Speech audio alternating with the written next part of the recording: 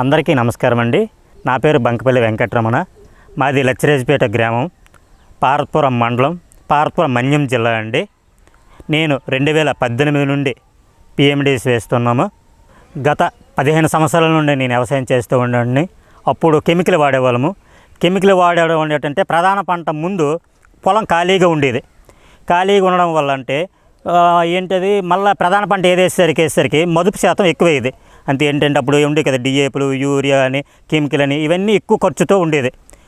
PMDS అంటే ప్రధాన పంట ముందు అంటే 40 రోజులు 50 రోజుల ముందు పొడుదుక్కులో విత్తనాలు జల్లుకుంటాం. అంటే ఇప్పుడైతే మేము 20 రకాలు 22 రకాలు జల్లుతున్నాము. ఇవి ఎందుకు వేస్తామంటే పంట ప్రధాన పంటకి ఖర్చు ధర తగ్గడానికి కోసం. తర్వాత ఇవి పంట ఉండడం వల్ల ఏమవుతుందంటే ప్రధాన పంట ఖర్చు ఎప్పుడు లేదు, ఈ పంటలో కూడా ఆదాయం వస్తుంది. ఈ ఆదాయం వల్ల ప్రధాన పంట కలిసి వస్తుంది. అలాగే మేము ఫస్ట్ సంవత్సరం అయితే మొదట 5 రకాల విత్తనాలతోటి పిఎండిఎస్ వేసేవాళ్ళము. ఇదేదో బాగుంది అనిపించిన నుంచి 2019కి వచ్చేసరికి 9 రకాలు, 20కి వచ్చేసరికి 18 రకాలు, 21కి వచ్చేసరికి అక్కడ నుంచి 22, 25 వేసుకుని వచ్చాము. పిఎండిఎస్ మాత్రం వేయడం జరుగుతుంది కంటిన్యూగా. భూసారంకు పెరుగుతుంది.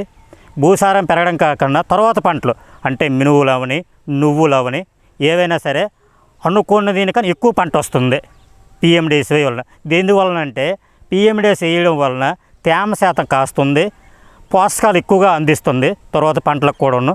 మేము కిందటి సంవత్సరం వచ్చేసరికి పిఎండిఎస్ విత్తనాలు 22, 23 వేసాం విత్తనాలు.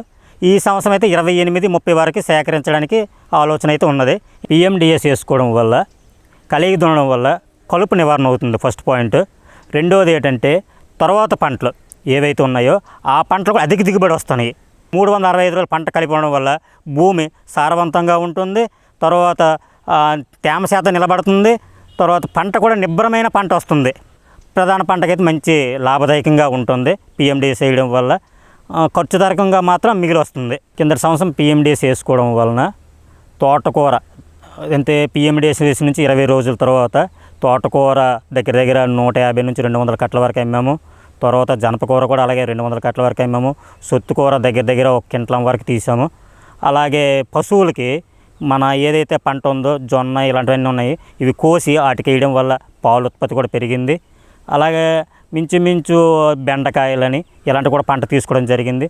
సుమారు 4,000, 5,000 వరకు కూడా సంపాదన జరిగింది. అదేవిధంగా పిఎండిఎస్ వేసుకోవడం వల్ల సంవత్సరం భూసారం పెరుగుతుంది, మనకు పంట కూడా ఎక్కువ దిగుబడి వస్తుంది. ఇంతకుముందు 25, 26, 28, ఇప్పుడు 30 వరకు కూడా తీస్తున్నాము ఎకరాకి. అలాగే మినువులు కూడాను ఇంతకుముందు ఏంటంటే కింటాలు అవ్వడం కూడా కష్టం, ఇప్పుడు 2 క్వింటాల వరకు కూడా తీయడం జరుగుతుంది.